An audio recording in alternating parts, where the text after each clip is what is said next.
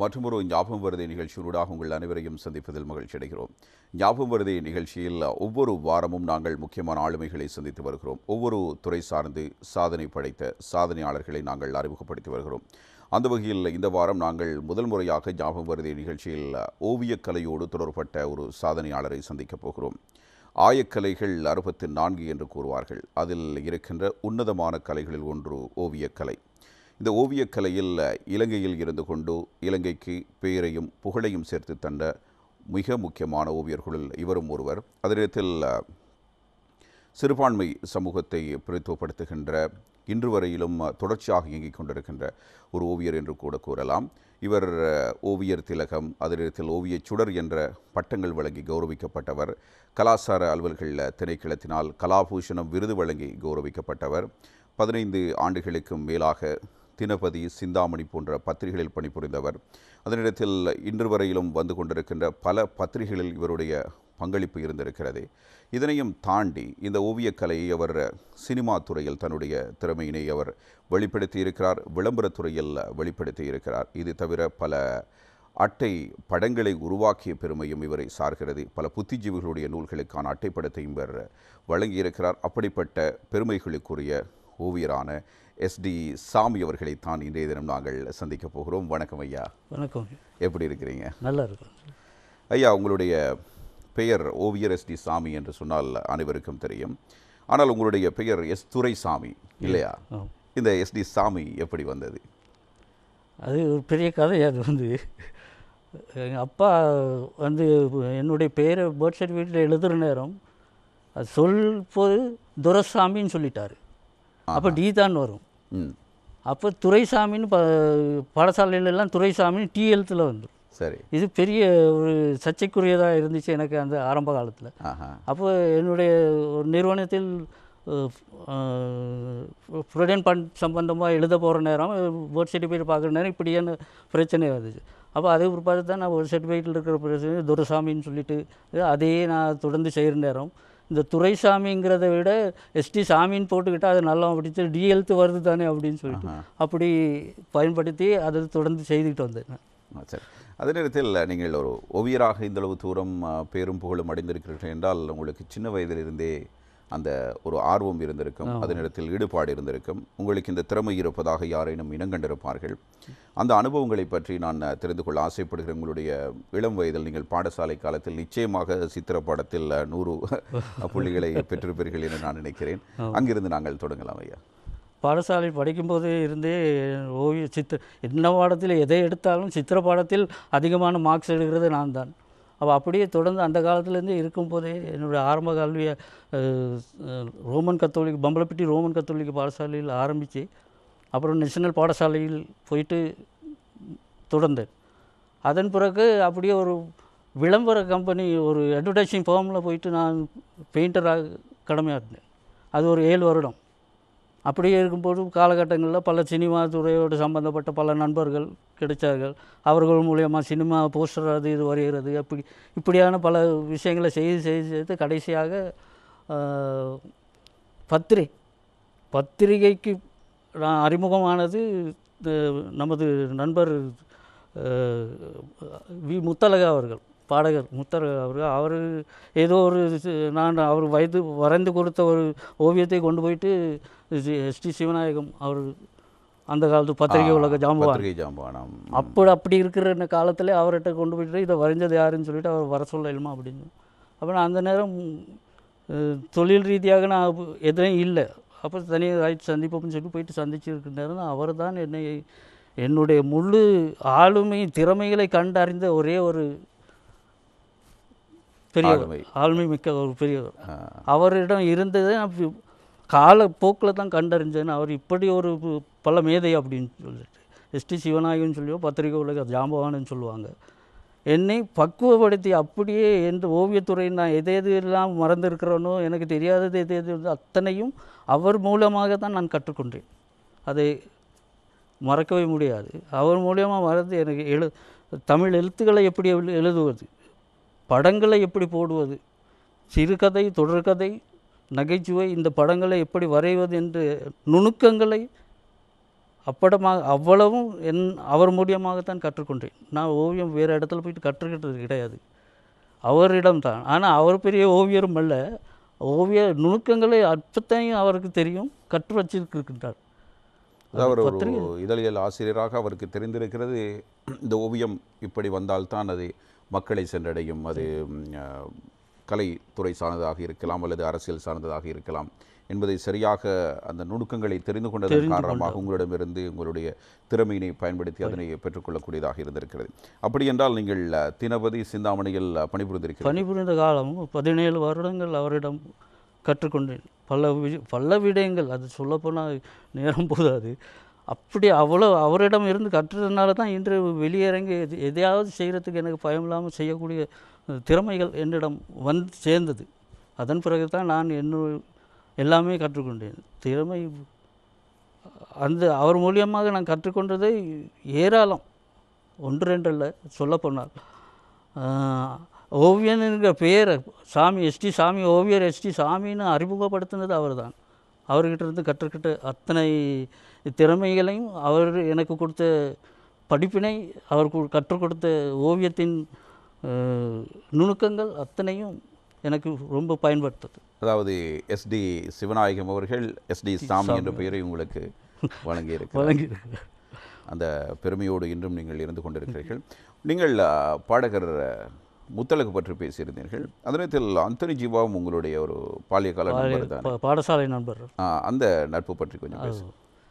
பாடசாலையில் இருக்கும்போது அந்தோனி ஜீவா அவர் 2 பேரும் வேறு வேறு வகுப்பாக இருந்தாலும் கையெழுத்து பத்திரிகை ஆரம்பிக்கும் போது நாம் எல்லாமே ஒன்றா இருந்து செய்வோம். அங்கே முத்தழகு, நெய்ராயும் சைட்,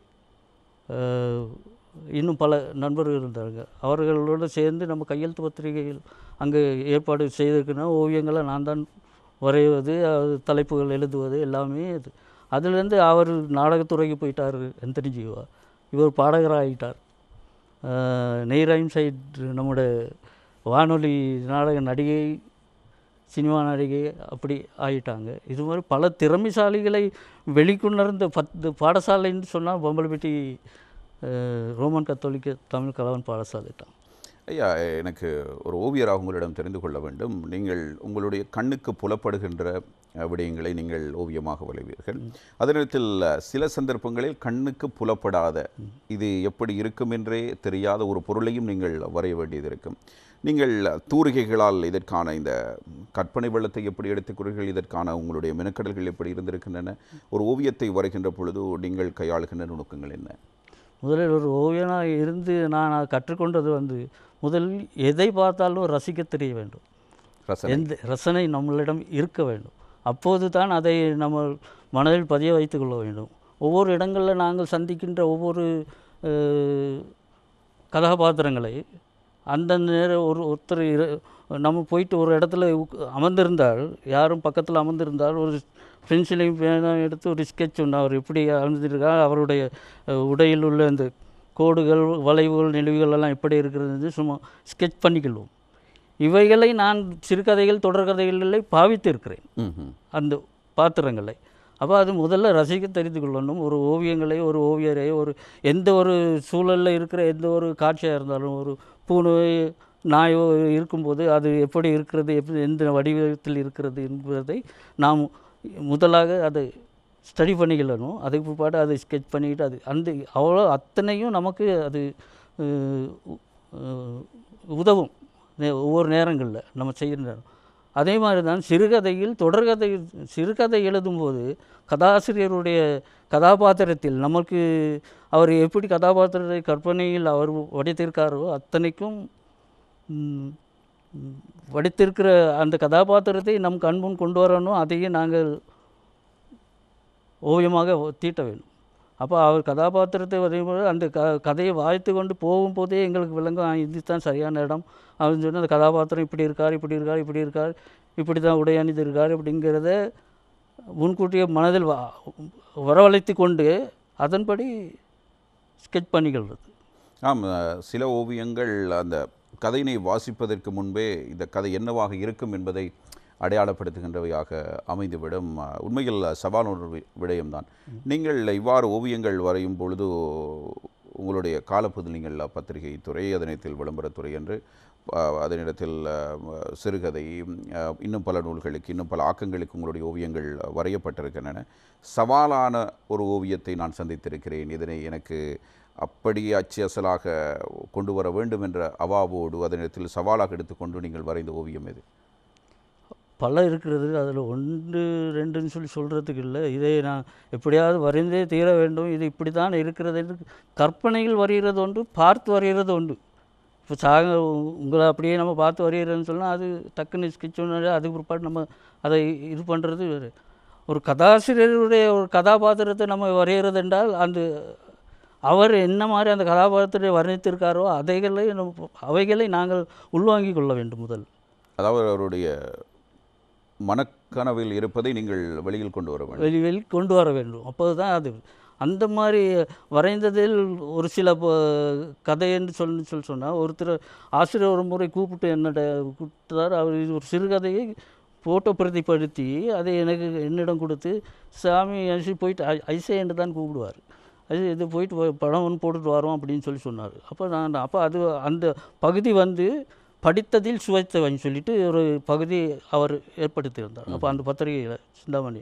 அப்போ அந்த நேரத்தில் சரி அப்படின்னு சொல்லிட்டு போயிட்டு வரைஞ்சி எல்லாம் அவரோட காட்டுற முதல்ல பென்சில் ஸ்கெட்ச் காட்டணும், அதன் பின்னரே நான் இங்க் பண்ணணும். அப்படி தான் அப்போ கலரெல்லாம் பண்ணுற காலம் அது இல்லை. அது அந்த நேரம் அவங்க அவங்க இதால் போட்டுக்கொள்வாங்க. அப்படியே இருக்கிற காலத்தில் தான் அவருக்கு சொன்னேன். நான் என்ன செஞ்சேன், படைத்து கதையை வாசித்து முடிஞ்சோன்னு சரியான இடத்த எடுத்தேன். கரு எங்கே இருக்கிறதோ அங்கே அதை மையப்படுத்தி நான் படத்தை ஸ்கெட்ச் பண்ணி கொண்டு போயிட்டு கொடுத்தேன். கொடுத்த உடனே அவர் அந்த எனக்கு பிரதியாகி கொடுத்த இதில் இருக்கிறத ஒரிஜினலில் எடுத்து என்கிட்ட போட்டு சொன்னார், சாமி இந்த பாரண்டியர் அவங்க பத்திரிகையில் வரைஞ்சிருந்த அதே ஓவியத்தை நான் இங்கே வரைஞ்சிருக்கிறேன். அந்த இடத்த எடுத்து வச்சுருக்கேன். ஏங்கல் மாறி இருக்கலாம், ஏங்கல் மாறவில்லை, அது அப்படியே இருக்கிறது. வேறு மாதிரி உருவங்கள் மாறி இருக்க, ஒவ்வொருவருடைய உருவங்கள் வேறு வேறு தானே. அதே மாதிரி என்னுடைய அடத்தில் கொண்ட ஓவியத்தை நான் அதில் கீழே இருந்துட்டேன். அப்போ தான் இது மாதிரி என்னை பக்குவப்படுத்தினார். நான் அந்த ஓவியத்தை அவை முதல்ல காட்டியிருந்தா அதே தான் என்னோட தலையில் இருக்கும். அது சரி, அதுக்காக வேண்டி தான் அவர் சொல்கிறார், நீர் உம்மோட திறமையில் நீர் வரையணும் அப்படின்னு சொல்லிட்டு. அது ஒருபாடு தான் அவர்.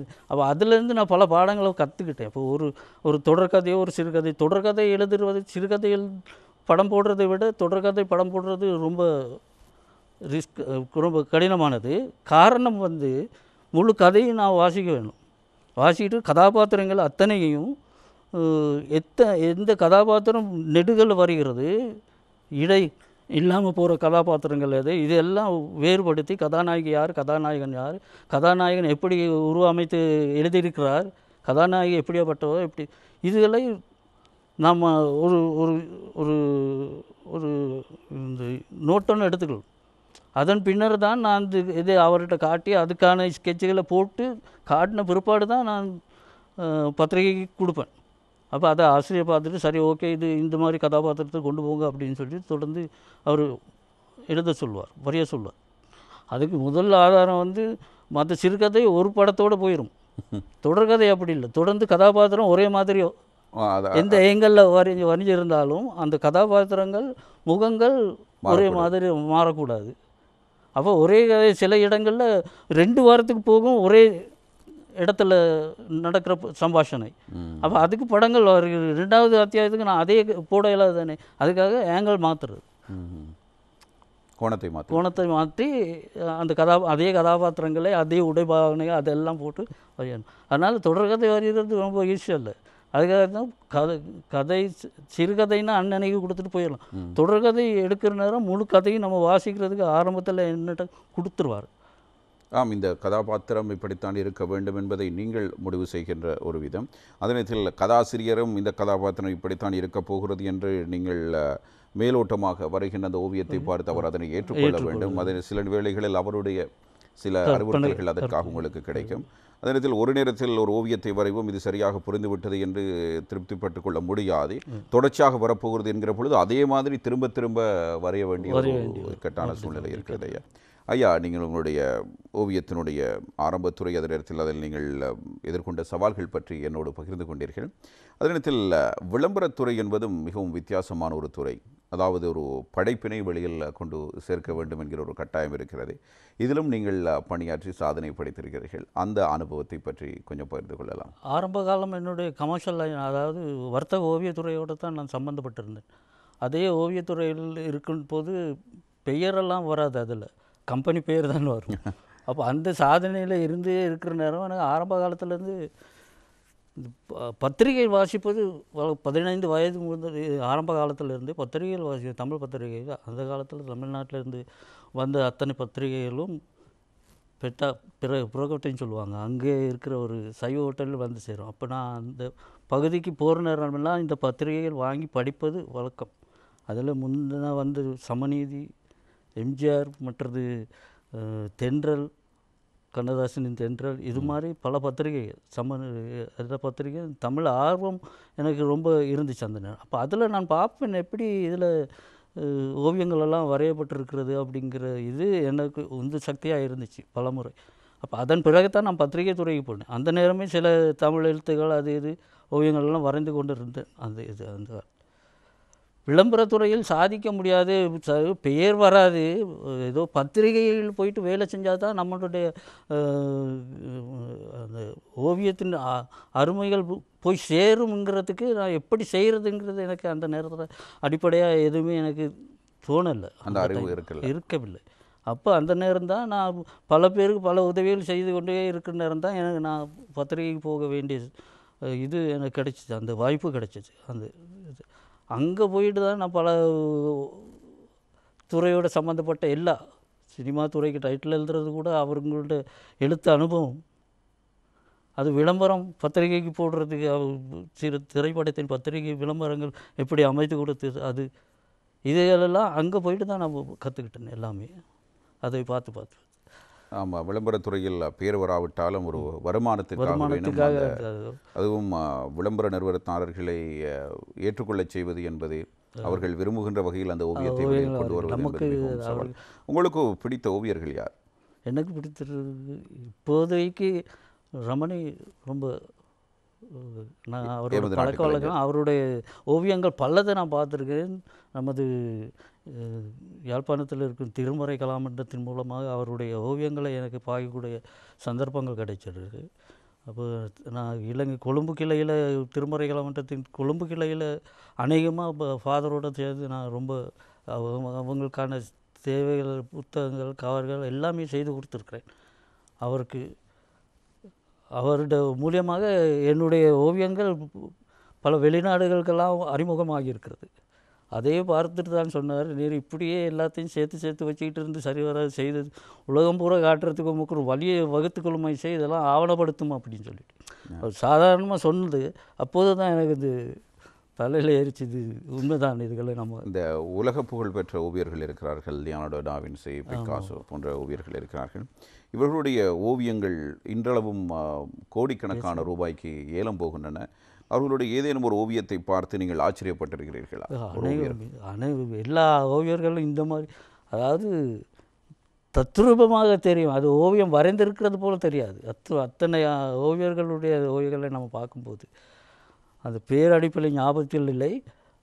எல்லா ஓவியர்களுடைய இதே நான் எந்த இடத்துலையும் ஓவியர்கள் கண்காட்சினா மறப்பதில்லை, போய் பார்த்து இன்னும் வரைக்கும் அந்த பழக்க வழக்கங்கள் இருக்கிறது. பல ஓவியர்களுடைய இதை ரசித்தது உண்டு, மனதில் பதித்து கொள்வதும் உண்டு.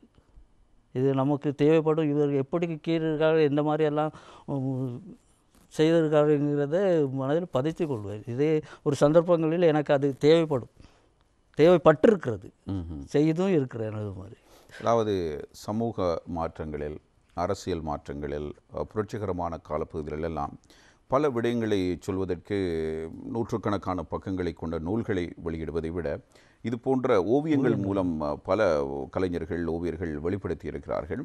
அப்படி நீங்கள் ஏதேனும் முயற்சிகள் செய்திருக்கிறீர்களா?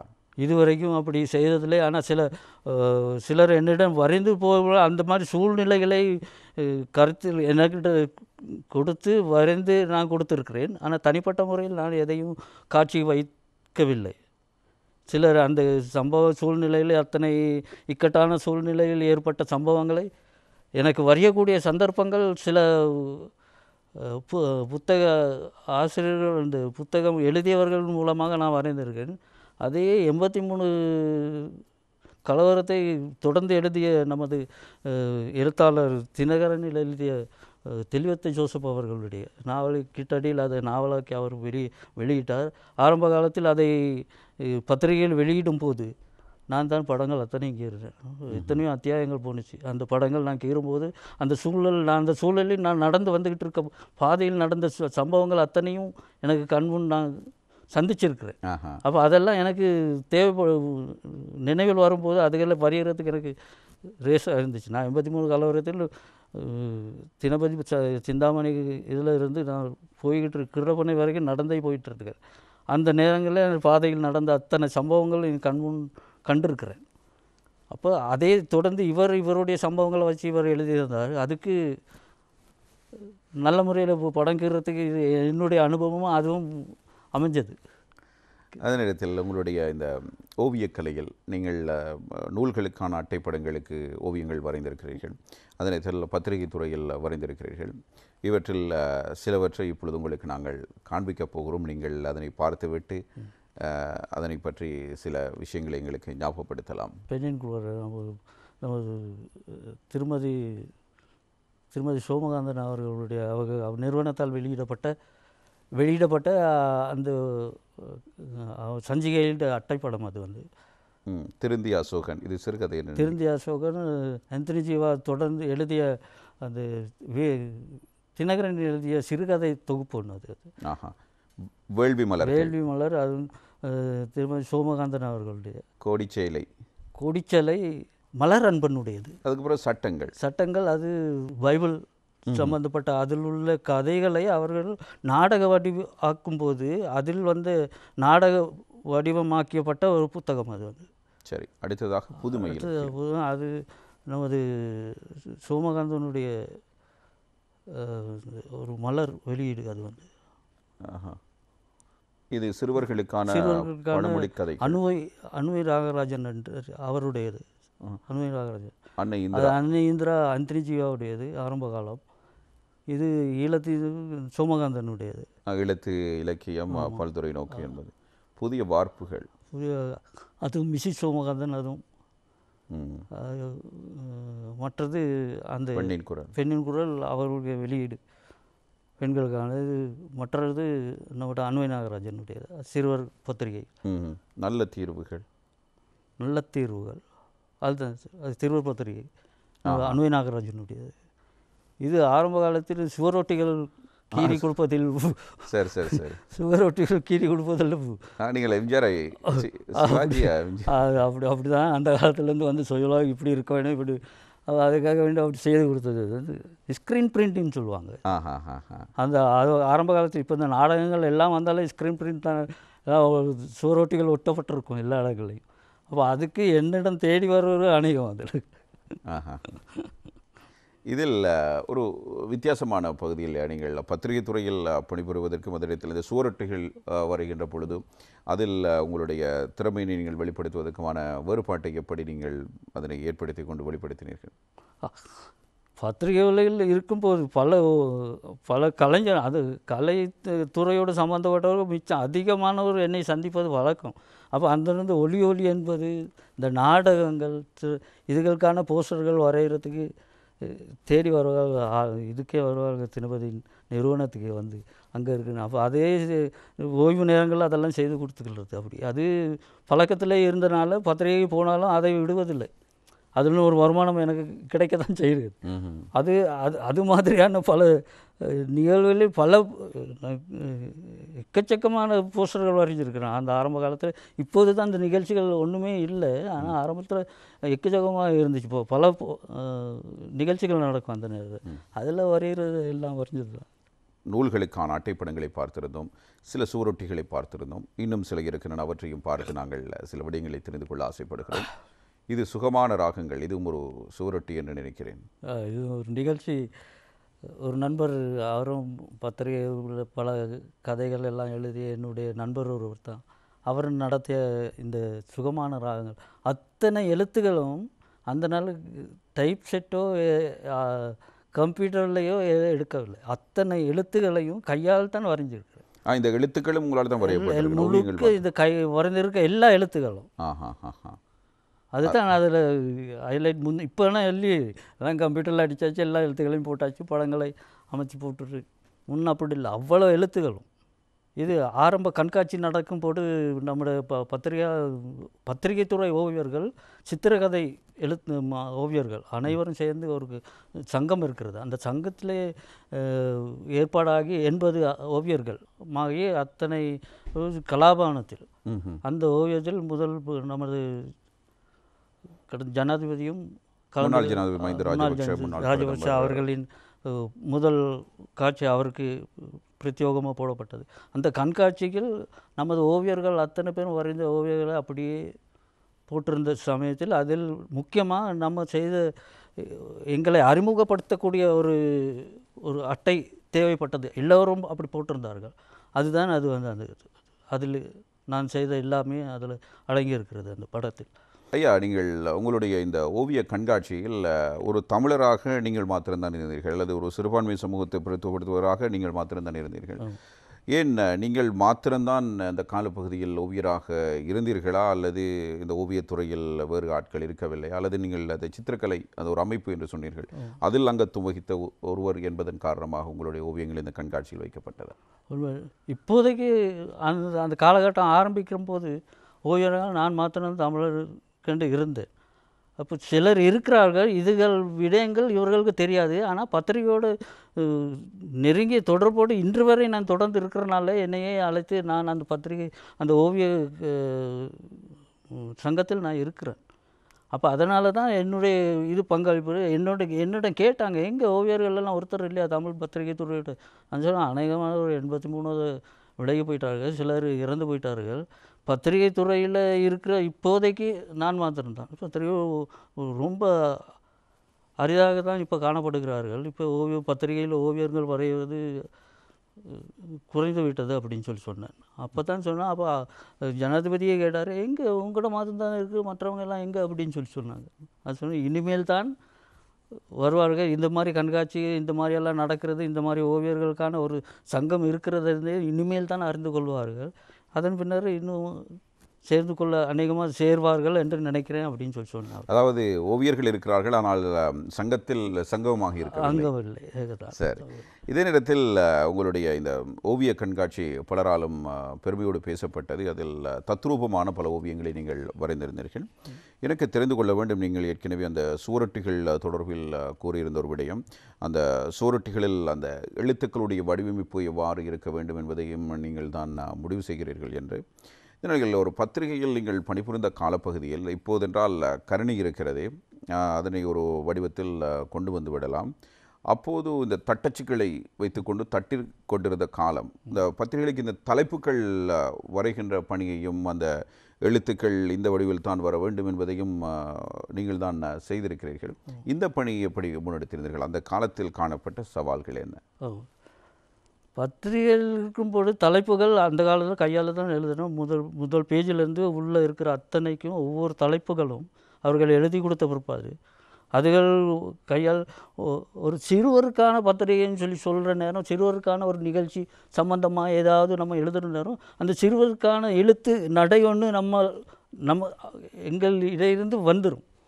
சிறுவர்களுக்கு இப்படி தான் நாம் வரைய வேணும் அப்படின்னு சொல்லிட்டு. அதே மாதிரி இலக்கிய சம்பந்தமாக வரைகிற நேரம் அதுக்குன்னு ஒரு முறையாக இருக்கிறது எழுத்து அமைப்புகள். இதுகளை கையாளுறது அது தானாக வருகிற ஒன்று தான். சிறுகதைகளுக்கு தலைப்பு எழுதுகிற நேரம் அது ஒவ்வொரு சிறுகதையை பொறுத்து இருக்கும், ஒவ்வொரு அமைப்புகளை மாதிரி எழுதுறது. இத்தனை எழுத்துக்களையும் நம்ம கையால் வரைந்து இந்த கண்ணனி வந்த பிற்பாடு நாம் வரைந்த அத்தனை எழுத்துகளும் அதில் இப்போது இருக்கிறது. அப்போ அது கண்ணனியில் வர முன்னமே நாங்கள் அதை வரைந்து காட்டிவிட்டோம் வாசகர்களுக்கு. அப்போ அந்த பெருமை எங்களுக்கு இருக்கிறது. இன்னும் ஒரு ஓவியரால் தான் அந்த தமிழ் எழுத்துக்களை வடிவமைத்திருக்கிறார்கள், கணினியில் ஆகுது. அப்படி தான் இப்போது இதை கணினி வரமுன்னா நம்ம அதை எல்லாம் செய்து முடிச்சிட்டோம். அதனால் இப்போ ஒரு தலைப்பு எழுதுகிற நேரம் என்ன ஒரு ஒரு ஒரு சினிமா போஸ்டரோ இல்லாட்டி ஏதாவது ஒரு நிகழ்ச்சிக்கான போஸ்டரோ இது அந்தந்த மாதிரி அமைப்புகள் தானாக வந்துடும். அது இல்லை, அந்த காலத்தில் நீங்கள் ஒரு வடிவத்தில் எழுத்தினை எழுதுகிறீர்கள், அதனை பத்திரிகையினுடைய ஆசிரியர் ஏற்றுக்கொள்ள வேண்டும். அதனை நீங்கள் வரைகின்ற அதே மாதிரி அச்சு அசலாக அப்படியே பத்திரிகையில் கொண்டு வந்து விட முடியுமா அப்போது இருந்த தொழில்நுட்பத்தை பயன்படுத்தி? அது பல கஷ்டங்கள் இருக்கிறது. அது வரையும் போது ஒரு 4 கலத்துக்கு எழுதணும்னு சொன்னால் நம்ம எத்தனை எழுத்துக்கள் அவர்களுக்கு தெரியும், இத்தனை எழுத்து போட்டால் இத்தனை 4 கலத்துக்கு இப்படி வரும்னு சொல்லிட்டு ஆசிரியர்கள் தலைப்பு போட்டு கொடுப்பார்கள்.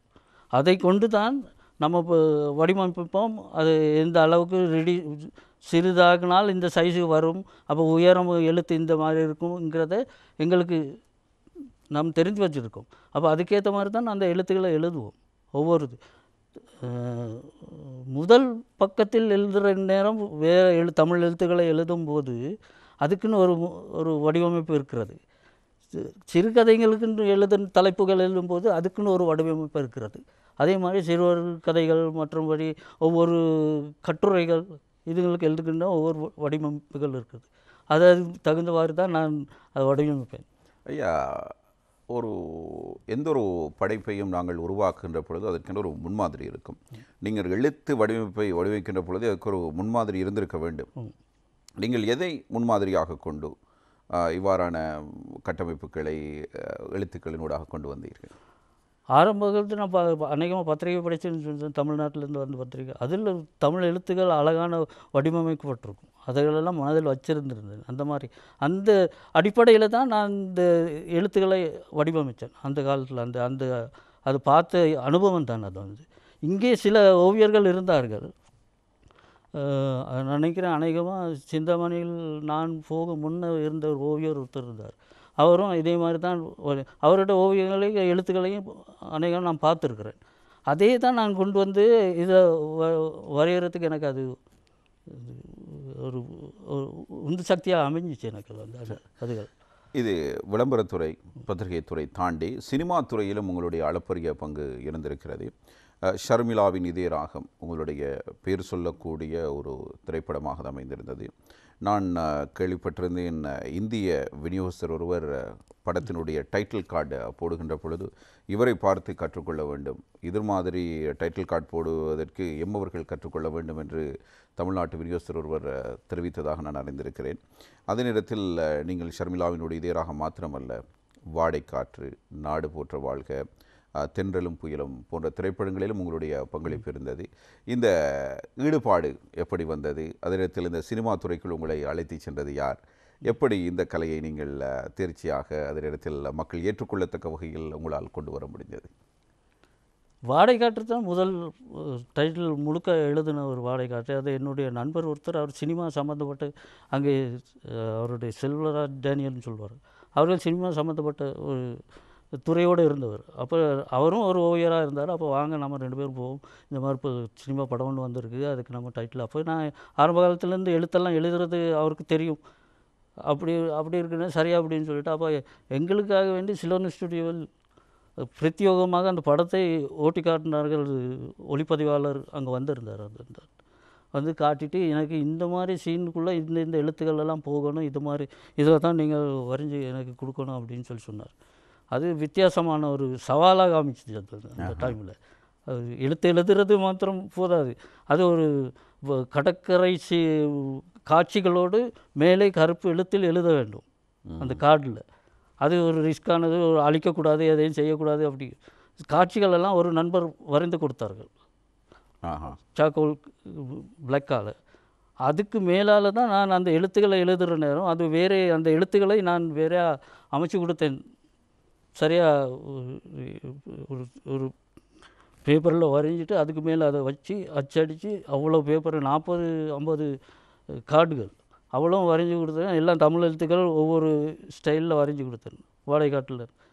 அதே அவர் என்ன செஞ்சார், மேலே ஸ்க்ரீனு போட்டு கார்டெல்லாம் இப்படி வைக்க சொல்லி இப்படி ஒவ்வொன்றா எனக்கு சொன்னார், இப்படி அனுப்ப சொல்லிட்டு அதுக்கு நீங்கள் அந்த படத்தை பார்த்தா உங்களுக்கு விளங்கும் அது. ம்ஹும். அந்த டைட்டில் கார்டு நல்ல முறையில் அமைச்சா படமும் நல்லா அமைஞ்சிருந்துச்சு. நல்ல காட்சி அதுதான் என்னுடைய முதல் இந்த டைட்டில் முழுக்க வரைஞ்சது. அதன் பிற்பாடு இளைநிலா இலங்கை இந்திய நடிகர்களோடு சேர்ந்து இங்கே தயாரிக்கப்பட்டது. இங்கே ஆமினி புதுசேகா, அப்போ அங்கே தமிழகத்திலேருந்து சொப்னா, தீபா, தியாகராஜன் இவர்களெல்லாம் வந்து இங்கே சன்ன்ற ஒரு ஒரு டிரெக்டர், இசையமைப்பாளர் அவரால் தயாரிக்கப்பட்டது. அது இந்த ஜீவாவுக்கு கூட்டிகிட்டு போயிட்டு காட்டினார், இவங்க தான் செய்வார் அப்படின்னு சொல்லிட்டு. அப்போ அதுக்கு முதலாக அது கலர் படம் வந்துச்சு. அதுதான் அது 83 கலவரத்தோடு அது காணாமல் போய்விட்டது. அது என்ன நடந்துச்சுன்னா, ஆனால் படத்தை முழுக்க முடித்து நான் ரியல் தியேட்டரில் ப்ரீமியர் ஷோ பார்த்தோம். அதில் அது பின்னார் தான் கலர் படமாக வந்தது நம்மளோட ஷர்மிளாமி நீராகும். அது என்னுடைய நண்பர் நம்மளோட கலாபூஷணம் பேராதனி துனீரின், நானும் அவரும் ஒரே நிறுவனத்தில் வேலை பார்த்துக்கிட்டு இருக்கிற காலகட்டம். அப்போ தொடர்கதை அவரோட தொடர்கதை இது போக போல என்ன வாரம் என்னையை வந்து சந்திப்பாராங்க. கீழே மேலேயும் வேலை செய்துட்டு அது எல்லாம் டிஸ்கஸ் பண்ணிவிட்டு அவர் சொன்னார் கடைசியாக, இது திரைப்படமாக்கக்கூடிய ஒரு சந்தர்ப்பம் கிடச்சிருக்கு, கண்டிப்பாக நீங்கள் தான் வந்து உழைக்கணும் அதுக்கு அப்படின்னு சொல்லிட்டு. சரி அப்படின்னு சொல்லிட்டு தான் எனக்கு 3 பொறுப்புகள் கொடுத்தாரு. டைட்டில் வரையணும், பத்திரிகை விளம்பரம் செய்ய வேணும், தயாரிப்பு நிர்வாகத்தையும் என்னிடம் கொடுத்துட்டார். நல்லபடியாக முடிச்சு கொடுத்தோம் கஷ்டப்பட்டு. அது நம்மளுக்கு அது பண வசதி இல்லாதனால அதை வெளிக்கொண்டு வர்றதுக்கு கொஞ்சம் கஷ்டமாக இருந்துச்சு. ஆனால் படம் அதில் தான் கலர் படத்தில், ஏன்னா அப்போ நான் நல்லா கற்றுக்கிட்டு இருக்கிற காலம் அது. நல்லா தினபதி சிந்தாமணிலே நான் எழுதுறதுக்கேன்னு வந்திருந்த காலம் அது. அப்போ அதில் இருக்க அவ்வளோ என்னுடைய பேர் வரணுங்கிறதுக்காக வேண்டி செய்யலை, என்னுடைய அவ்வளோ உழைப்பை நான் அதில் கொண்டு வந்து காட்டியிருந்தேன், எல்லாம் செய்திருந்தேன்.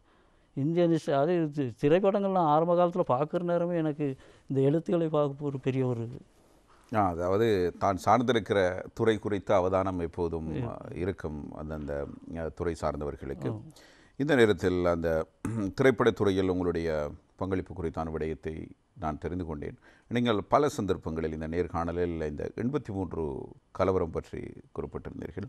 உண்மையில் 83 கலவரம் பல வழிகளில் பாதிப்பினை தந்திருக்கிறது. ஓவியத்துறையில் எந்த மாதிரியான பாதிப்பை நாம் சந்தித்திருக்கிறோம்? ஓவியர்கள் பிற பேர் இழந்துட்டோம் இல்லையா? ஒருத்தரும் பத்திரிகை துறையோடு சம்மந்தப்படவே இல்லை. அதனால் இந்த பத்திரிகையிலையும் ஓவியர்களை அவ்வளோ தூரம் இப்போ சேர்த்துக்கிட்டதாக தெரியலை. ஒரு சிலரே இருக்கிறாங்கன்னு சொல்லி சொன்னால் நானாக இன்னும் தெரிஞ்சுக்கல. இல்லை இப்போ என்னை பொறுத்த மட்டும் நான் தான் பத்திரிகை துறையோடு இருக்கிற கடைசி ஆளுன்னு நினைக்கிறேன். இதை பின்னர் வருவார்களாங்கிறது தெரியாது. ஆனால் வரணும், கணனியில் எல்லாம் செய்ய முடியும்னு சொல்லிட்டு காட்டிக்கிட்டு இருக்கிறத விட ஓவியர்கள்னு சொல்லிட்டு ஒருத்தர் வேணும்னு சொல்லிட்டு ஆரம்பத்தில் நான் சொன்னேன். தமிழகத்திலேருந்து ஒரு பத்திரிகை நிறுவனத்தில் வந்திருந்த ஒரு ஆசிரியர் முதல் ஒரு ஓவியர் தான் ஒரு பத்திரிகை ஆரம்பிக்கிறதுக்கு தேவைப்படுகிறதுன்னு சொல்லிட்டு கேட்டிருந்தாருன்னு சொல்லிட்டு. அப்போ அவர்களுக்கு தெரியும் ஓவியர்கள் தமிழ்நாட்டில் அத்தனை ஓவியர்கள் இருக்காங்க, எத்தனையோ ஓவியர்கள் வளர்ந்துருக்காங்க, எத்தனையோ பத்திரிகைகள் வருகிறது, அவர்களுக்கெல்லாம் வேலை இல்லாமல் இல்லையே. இலங்கையில் அதற்கான இடம் இருக்கிறதா, களம் இருக்கிறதா? களம் இருக்கிற பத்திரிகைகளுக்கு போடலாமே, இருக்குது, முயற்சி பண்ணியிருக்கலாமே. இது எத்தனை பேர் வளர்ந்துருப்பாருங்க, அத்தனை பேரும் இல்லையே, இழந்து தான். இப்போதுதான் கணனியில் மவுசை வைத்தால் அப்படி வரைந்து விடுவது இலகுவாக அதனை செய்து விடுகிறார்கள். ஆனால் உங்களுடைய காலப்பகுதியில் இப்பொழுது பல மாதிரிகளை முன்மாதிரியாக வைத்துக்கொண்டு அவர்களுக்கு அந்த ஓவியங்களை வரையக்கூடியதாக இருக்கிறது, அல்லது அந்த படங்களை வெளிக்கொண்டு வரக்கூடியதாக இருக்கிறது. ஆரம்பத்தில் உங்களுக்கான இதற்கான சந்தர்ப்பங்கள் மிக அரிதாகவே இருந்திருக்கும். ஒரு மாதிரியினை கூட எவ்வாறு கொண்டு வருவது என்பது இப்போதுதான் கரணிகள் தட்டினால் அனைத்தும் வந்துவிடும். இப்போது இருக்கின்றவர்களுக்கு இலகு. அதே நேரத்தில் ஒரு ஓவியத்தை கணினியில் வரைவதற்கும் நீங்கள் தாள்களில் வளைவதற்கும் உள்ள வித்தியாசம் என்னவென்று நினைக்கிறீர்கள் ஐயா? நல்ல கேள்வி இது. நான் ஆரம்பத்தில் ஒரு பத்திரிகை சொல்லியிருக்கிறேன் அதை பற்றி. ஒரு ஓவியனால் படைக்கப்பட்ட ஓவியத்தை கணனியின் மூலம் மெருகுபடுத்த இயலுமே ஒழிய, அது உள்ள ஷேடிங் அது இதெல்லாம் போட்டு செய்ய இயலுமே ஒழிய, ஒரு கதாசிரியருடைய கற்பனை வளர்ந்த ஒரு கதாபாத்திரத்தை கண்டிப்பாக அந்த பாவனைகளை அந்த மவுசால் கொண்டு வர முடியாதுங்கிறது என்னுடைய அபிப்பிராயம், கருத்தும் அதுதான். ஆகையினால எத்தனை கணனியில் எந்த ஓவியத்தை வரைந்தாலுமே அது சரியான முறையில் அமையுங்கிறது சாத்தியமில்லை. ஒரு ஓவியனால் தான் ஒரு ஓவியன் ஒரு ஒரு கதாபாத்திரத்தை வடிவமைக்க முடியுமோ, அந்த கதாபாத்திரத்தின் உணர்ச்சிகளை தத்ரூபமாக கொண்டு வர முடியுமான ஒரு ஓவியனால் தான் அந்த அமைக்க முடியும். சரி, கணனியில் இல்லை. சரி. அதே நேரத்தில் ஒரு படைப்பு இருக்கிறது. அது கவிதையாக இருக்கலாம், அல்லது ஒரு நூலாக இருக்கலாம், அல்லது ஆக்கப்பட்ட ஒரு கட்டுரையாக இருக்கலாம், அல்லது வரையப்பட்ட ஒரு ஓவியமாக இருக்கலாம், அல்லது எடுக்கப்பட்ட ஒரு திரைப்படமாக இருக்கலாம். இதனை பார்த்து அல்லது இவற்றை பார்த்து சாதாரண பொதுமக்கள் புரிந்து கொள்ள வேண்டும் என்ற அடிப்படையில் சில படைப்புகள் வரும். சில சந்தர்ப்பங்களில் சில ஓவியங்கள் ஓவியருக்குத்தான் புரியும், பொதுமக்களுக்கு புரியாது. அவ்வாறானவர்கள், அந்த ஓவியங்களை பார்வையிடுகின்றவர்கள் முன்வைக்கின்ற விமர்சனங்களை பற்றி உங்களுடைய பார்வை என்ன? இது உதாரணத்துக்கு நீங்கள் ஒரு ஓவியத்தை வரைகிறீர்கள், அது தத்ரூபமாக இல்லை என்று மக்கள் உணர்கிறார்கள். ஆனால் சில நேரங்களில் அந்தந்த துறை சார்ந்தவர்கள் அதனை சரியாக நுணுக்கமாக புரிந்து கொள்வார்கள். சில வேளைகளில் நாங்கள் கஷ்டப்பட்டு மெனக்கட்டு ஒரு ஓவியத்தை வரைந்துடுவோம், ஆனால் மக்கள் அதனை வேறு மாதிரியாக புரிந்து கொண்டு இது தத்ரூபமாக இல்லை, அவர் சொல்வது போன்று ஒன்றுமில்லை என்ற விமர்சனங்கள் வருகின்ற பொழுது உங்களுடைய மனநிலை எப்படி இருக்கும்? இதை பற்றி என்னோட பகிர்வு. ஏன்னா இதுவரை அப்படி ஒன்று ஒரு சூழ்நிலை ஆளாகவில்லை, யாரும் சொன்னதும் கிடையாது. என் படத்தை பார்த்தா இப்போ கதையை வாசிக்க முடியும், இந்த இது வருங்கிறத ஒரு இதாக கொள்கையாக கொண்டிருந்தேன். எல்லோரும் சாமியோட ஓவியத்தை பார்த்தால் கதையை வாசிக்க தூண்டும் அப்படிங்கிறது இதுதான் என்ன. இது மற்ற நீங்கள் சொல்கிற நேரம் அது நவீன ஓவியங்களை வரைந்து இருக்கிறவங்களோட ஓவியங்களை சிலரால் அதை புரிந்து கொள்ள முடியாதுங்கிறது. அது அதே நுணுக்கம் சாதாரணமாக இத்தனை ஓவியங்களை தெரிஞ்சது எங்களுக்கே சில ஓவியர்களுடைய இவர் என்ன வரைஞ்சிருக்காருங்கிறத கண்டுக்கிறதுக்கு ரொம்ப அது அவரிடமே கேட்கணும். அப்போ அது மாதிரி. ஆனால் அதனாலது என்னமோ தெரியாது, நான் அந்த நவீன ஓவியத்துறையோடு சம்மந்தப்படவில்லை ஆரம்ப காலத்திலிருந்து. ஏன் அந்த இடைவெளி? அது இடைவெளினா எனக்கு அந்த அளவுக்கு நான் என்னுடைய இந்த துறையிலேயே நான் இருந்துட்டேனே விட அதுக்கு போகலை. ஆரம்ப காலத்திலேருந்து ஒரு கண்காட்சி வைக்கணும் அந்த மாதிரி நோக்கங்கள் என்னிடம் இருந்திருக்கவில்லை. அப்போ அப்படியா இருந்தால் போர்ட்ரேட்டெல்லாம் செய்கிற நேரம் இது அதுக்கான இது போர்ட்ரேட்டெல்லாம் வரைய முடியாமல் இல்லை, வர முடியும், அதெல்லாம் அனுபவம் இருக்கிறது அத்தனையும்.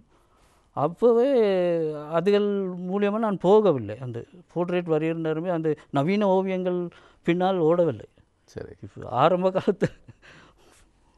ஆரம்ப காலத்தில் ஒரு ஓவியத்தை ரசிக்கிற நேரம் நம்ம உங்களுக்கு தெரியும் தெரியாது, மருதானையில் போட்டிருப்பாங்க சினிமா தியேட்டரில் திருடாதை படம். அப்போது அந்த பெனர் போட்டிருப்பார்கள். அந்த பெனருக்காக பல நாள் போயிட்டு நின்று பார்த்துட்டு இருப்பேன். அந்த ரசனை, அந்த கலரிங் அந்த மாதிரி அது அந்த காலத்து. இப்போ அப்படி கூட இல்லை. அந்த ஓவியர்கள் வரைஞ்சிருக்கிற ஓவியத்தை பார்க்கும்போது இப்போ எல்லாம் புகைப்படமாக வந்துவிடும், எல்லாம் புகைப்படமாக எல்லாம் கணனியில் அடித்தாலும் டிஜிட்டல் பிரிண்டில் அடிச்சுட்டாங்க போயிட்டாங்க. அந்த ஓவியர்களும் அப்படியே இல்லாமல் போயிட்டாங்க. இது 1973 திருமணம் ஆன போது உங்களுடைய மனைவி இல்லையா? மனைவி எப்போதாவது வரைந்திருக்கிறீர்களா? வரைந்திருக்கேன். முதலாக அவருடைய படத்தை நான் வரைஞ்சி அவங்களுக்கே கொடுத்துருக்கேன். காதல் திருமணமா? இல்லை.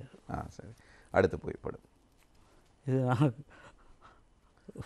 இளமை காலத்தில் எடுக்கப்பட்ட புகைப்படம். அடுத்து இது ஒரு முக்கியமான ஒரு புகைப்படம். நான் பத்திரிகை ஆஃபீஸில் வேலை செய்து கொண்டு இருக்கும்போது சனிக்கிழமைகளில் நான் வழமையாக நான் மற்ற ஓவியர்கள் வரமாட்டாங்க. 10 பேர் இருக்காங்க சிங்கள பத்திரிகையில் மட்டும். நான் என்னுடைய சிந்தாமணி பத்திரிகை வேலை செய்வதற்காக நான் சனிக்கிழமை அங்கே போகிறது வழக்கம். அப்போது ரிவிரச சிங்கள பத்திரிகை அதனுடைய தலைப்பை மாற்ற வேண்டிய நேர்ந்து விட்டது. அது ஞாயிற்றுக்கிழமை வர வேண்டியது முதல் நாள் வரைந்து கொடுத்துட்டு போயிடுவார்கள் வெள்ளிக்கிழமையே. அதில் ஏதோ நடந்து வேறு விதமாக மாற்ற வேணுங்கிறதுக்காக வந்து சிங்களத்தில் இருக்கிற அந்த ஆசிரியர் என்னிடம் வந்து சொன்னார், உங்களுக்கு சிங்களத்தை வரைய இருந்தானே, இந்த தலைப்பை வரைய தரீங்களா அப்படின்னா, ஓகே நான் வரைந்து தரேன் அப்படின்னு சொல்லிட்டு கொண்டு வந்து கொடுத்து வரைகிற நேரம் அவர் நினைக்கல அந்த ஆசிரியர் நான் இந்த சிங்கள எழுத்தெல்லாம் இப்படி எழுதுவேன்னு சொல்லி. ஏன்னா அதே நிறுவனத்தில் இருந்து அத்தனை ஓவியர்களுடைய அவர்கள் எழுதுறதெல்லாம் பார்த்துருக்கிறேன். எல்லாம் சிங்கள எழுத்து நான் எழுதியிருக்கிறேன், சிங்களம் கற்றுருக்கிறேன், 5ஆம் வகுப்பு வரை 10 கற்றுருக்கேன். அப்போ அதனால் எனக்கு அது பெருசாக தெரியலை. எல்லோருடைய அதே அவர்களுக்கு தேவையான அமைப்பில் நான் எழுதி கொடுத்தேன். என்னை பாராட்டி முதுகில் தட்டி கொடுத்து உமக்கு அந்த நாளில் இந்த ஒரு ஃபர்ஸ்ட் பேஜில் கொடுக்குற ஹெட்லைனுக்கு 40 ரூபா காசு கொடுப்பாங்க. எனக்கு சொன்னார் ஆசிரியர்கிட்ட கொடுத்து இவருக்கு 80 ரூபா போட சொல்லுங்க அப்படின்னு சொல்லிட்டு ஆசிரியர் சொல்லிட்டு சரி சரி அந்த எழுதிட்டு இருக்க நேரம் அப்போ நம்முடைய ஃபோட்டோகிராஃபர் அந்த பக்கம் வந்த நேரம் டக்குன்னு அதை படம் பிடிச்சார். ஆஹா சரி. இன்னும் சில புகைப்படங்கள். இது முதலாக மலையகத்து எழுத்தாளர்களுடைய சஞ்சிகைகளுக்கு நான் வரைஞ்சதுக்காக எனக்கு ஒரு பாராட்டு. அடுத்தது இது கண்காட்சியில் எடுக்கப்பட்டது. இது கண்காட்சியில் எடுக்கப்பட்டது பிரதமர் ஆக இருந்து சார். இது கண்காட்சிக்கு காண வந்திருந்த நம்முடைய ஆசிமுர் அவர்கள் அப்புறம் ஆசிமுர். சரி அடுத்து இது கண்காட்சியை பார்க்க வந்திருந்தார். ஆசிரியரோட படத்தை போட்டிருந்தேன் அந்த டைமில் 2வது முறையாக. அப்போ எல்லோரும் கேள்வி போட்டிருக்காரு, ஓவியர் சாமி தன்னுடைய ஆசானை வரைஞ்சி போட்டிருக்காரு, நீ ஓவியம் பார்க்கலையா அப்படின்னு சொல்லிட்டு. அப்போ ஓடி வந்து பார்த்தவர் தான் நம்மளோட மேமன் கவி அவர்கள். இது கலாச்சார அமைச்சர் கலாபூஷண விருது கிடைச்சி. இது எங்கே ரத்னபுரையில் சாம்ப ஸ்ரீ பட்டம் கொடுத்து கௌரவித்தார்கள். சரி. இது பத்திரிகை நிறுவனத்தால் வெளியிடப்பட்ட புத்தக அட்டைப்படம் வரைஞ்சேன், அதே எனக்கே அவர்கள் மூலியமாக கையளிக்கிறார்கள். சரி. இது தினகரன் வந்த ஒரு தொடர்கதையே நமது லண்டனில் இருக்கு. அவர் பேர் வந்து உதயணன். அவருடைய கீறி கொடுத்து பதங்கள் அத்தனையும் அவர் புக்கை அடித்த நேரம் என்னை அவர்கள் கௌரவித்த சந்தர்ப்பம். இது திரைப்படம் ஒன்று நம்மகிட்ட நண்பர் ஜுனைதீன் அவர்கள் திரை ஆரம்ப விழாவில். சரி அடுத்தது இது நம்மளோட வனப்பு. இவர் இப்போது மன்னாரில் இருக்கார் நினைக்கிறேன். அவர் திருமறை கலாபண்டத்தோடு சம்மந்தப்பட்டிருக்கின்றாரும், அங்கே மன்றத்துக்கு போயிருக்கின்றாரு, இவர் வந்திருந்தார். அப்போ இவருடைய ஆசீர்வாதம் பெற்று. ஆமாம். சரி அடுத்தது இது விஜய் நிறுவனத்தில் நான் பணியாற்றிய போது நம்முடைய சக ஊழியர்கள் அவ்வளோ பேர். இது ரத்னபுரையில் விருது பெற்ற பிற்பாடு நாம் அனைவரும் மோகன்குமார், கலைச்செல்வன், வீடியோ ராஜான்னு சொல்லுவாங்க. ஐயா இது இவ்வளவு புகைப்படங்களை நாங்கள் பார்த்து விட்டோம். ஒரு ஓவியராக மிக நீண்ட காலமாக ஒரு கிட்டத்தட்ட ஒரு 4 தசாப்தங்களுக்கும் அதிகமான காலம் நீங்கள் பணியாற்றி கொண்டிருக்கிறீர்கள். இதே நேரத்தில் உங்களுடைய வாழ்க்கையில் ஒரு ஓவியத்துறையில் நான் சாதித்து விட்டேன் என்கிற ஒரு நிலைப்பாடு உங்களுக்கு எப்போதாவது வந்திருக்கா? சாதித்து விட்டேன் என்ற நிலைப்பாடு எனக்கு என் மனதுக்குள் எழவில்லை. அதை எனக்கு செய்ய நினைக்க தூண்டியவர் ஒருத்தர் இருந்தார். யார் அவர்? அனுவை நாகராஜன் என்று ஒரு அவருடைய புத்தகங்களுக்கு சிறுவர் கலை இலக்கிய சம்பந்தப்பட்ட ஒரு எழுத்தாளர். அவர் ஒரு கை கால் அவர் இல்லத்துக்கு போயிட்டு இருந்தார். நான் அந்த படங்கள்லாம் இருந்துச்சு. அவர் தான் சொன்னால், சாமி என்ன சாமி நீர் இவ்வளோ பெரிய ஆளாக இருக்கிற, இதெல்லாம் ஆவணப்படுத்தணும் தானே, நீங்கள் எவ்வளோ அட்டைப்படங்கள் கீழே இருக்கீங்க அப்படின்னு. அப்போது தான் எனக்கு கொஞ்சம் தோண்டி, சரி இதை நாம் செய்து வைப்போம் அப்படின்னு சொல்லி அந்த எண்ணம் தோண்டின பிற்பாடு தான் நான் அதுகளை சேகரிக்க ஆரம்பித்தேன். சரி, எதிர்கால திட்டம் என்ன? எதிர்காலம் திட்டம்னு சொல்லிட்டு இந்த ஆவணங்களை ஆவணப்படுத்தியதை நான் எப்படியாவது ஒரு புத்தகமாக வெளியிடணும். அதுக்கான வேலைகள் நடந்துக்கிட்டு இருக்குது. கடந்த காலத்தில் ஒரு 5 ஆண்டுகளுக்கு முன்னு நான் அதை ஆரம்பித்த போது அதை எனக்கு சரிவர முடித்து கொள்ள முடியாத என்னுடைய அந்த ஆப்ரேஷன் நடந்தனால, அதனால் சத்திர சிகிச்சை மூலம் 5 ஆண்டுகள் தள்ளி போயிட்டது. மீண்டும் அதை ஆரம்பித்திருக்கு. அடுத்து ஒரு வருடத்தில் எனக்கு 75ஆம் வயது வருகிறது. அந்த சமயம் அதை வெளியிடலாம் என்று நினைக்கிறேன். சரி சரி, நன்றி. நீங்கள் நிகழ்ச்சியில் இணைந்து கொண்டு இவ்வளவு நேரம் எங்களோடு உங்களுடைய வாழ்க்கை அனுபவங்களை பகிர்ந்து கொண்டமைக்கு. நீங்கள் நிறைய விருதுகளை, பாராட்டுக்களை, கௌரவங்களை பெற்றிருக்கிறீர்கள்.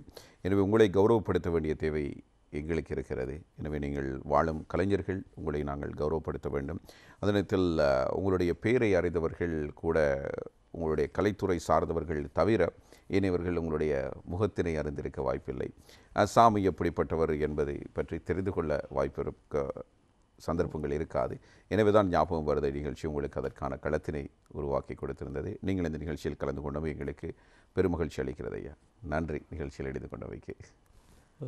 வசந்தன் டிவிக்கும் என்னை பயிற்சி கண்டு என்னை இந்த உலகுக்கு அறிமுகப்படுத்தக்கூடிய ஒரு சந்தர்ப்பத்தை ஏற்படுத்தி கொடுத்ததுக்கும் அனைவருக்கும் உங்களுக்கும் என்னை பேட்டி கண்டு உங்களுக்கும் நிறுவனத்தாருக்கும் நன்றியை தெரிவித்துக் கொள்கிறேன். சரியா, தயாரிப்பாளர் ஜூலியனுக்கு நன்றி கூறிக்கொண்டு நாங்கள் விடைபெறுகிறோம்.